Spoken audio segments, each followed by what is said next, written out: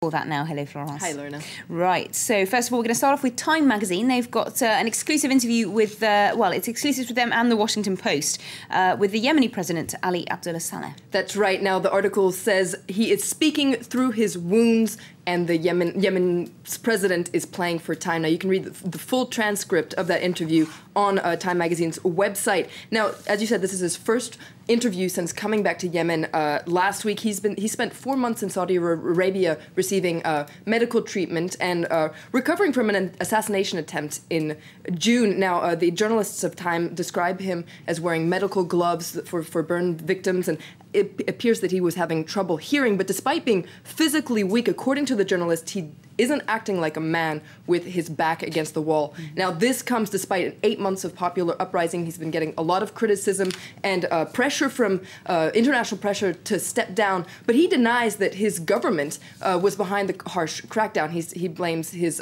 political rivals and defectors within the army, and he makes it very clear that he will only relinquish power on his own terms. Basically, he says he won't run for president, but he'll stay, he won't step down as long as his key rivals remain in influential positions. Now, according to the journalists, they say that his belligerent stance could lead the country to civil war. It doesn't seem like he wants to go anywhere anytime soon. But let's move on now to here in Europe, because that vote yesterday in the German parliament that we've mentioned in the news bulletin really boosted the powers of the Eurozone bailout fund, and that's making the front pages on the Wall Street Journal, for example. Absolutely. There you see Angela Merkel in parliament as lawmakers were voting on that. Now, we saw that that vote in Germany has got a warm welcome. Here in France, a lot of people are hoping that this fund will help the EU fight the debt crisis, and a lot of other newspapers are talking about the EU debt crisis, this time in cartoon form. We're going to start by looking at the International Herald Tribune. Now, earlier this month, U.S.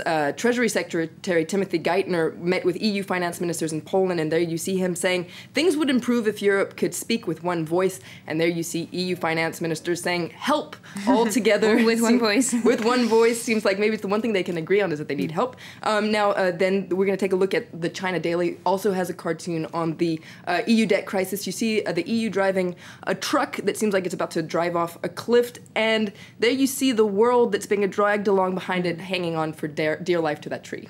Okay, so certainly not very positive outlooks from the cartoonists there. But speaking of China, in the China Daily there, a lot of papers talking about the launch of China's first space lab module yesterday. That went up into space, didn't it? That's right. Now, it's on the cover of China Daily. Tiangong blasts off. Now, there you see the photo of it blasting off in the Gobi Desert. According to the China Daily, China's space dream took a step closer to reality. Now, the module is called Heavenly Palace, and it can function as a space lab. Now, China's move has unnerved certain countries, though, because they wonder, why is China going solo? Why didn't it add on to the International Space Station? And they wonder if there could be some sort of an ulterior motive. But a man called John Coulter, who's an Australian researcher helping the Chinese, says that there is nothing James Bondy about this. There's no evil plot to control the world. This is for science, because and he says that China's independent initiative will leapfrog technical, financial, and legal difficulties that have hampered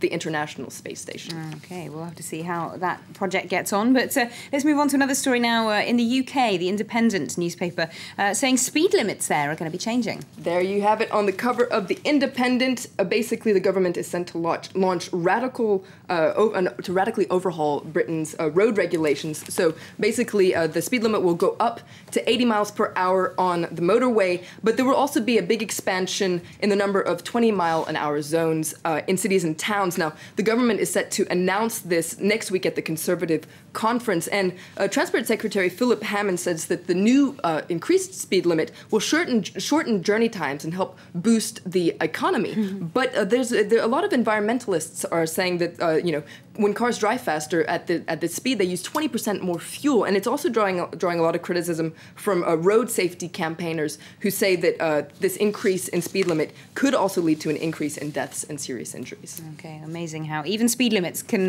factor into the economy as well. Thanks very much indeed, Florence, for that look at all this Friday's international newspapers. Well, it's time now for a reminder of our top stories this Friday here on France 24. Nicolas Sarkozy will meet the Greek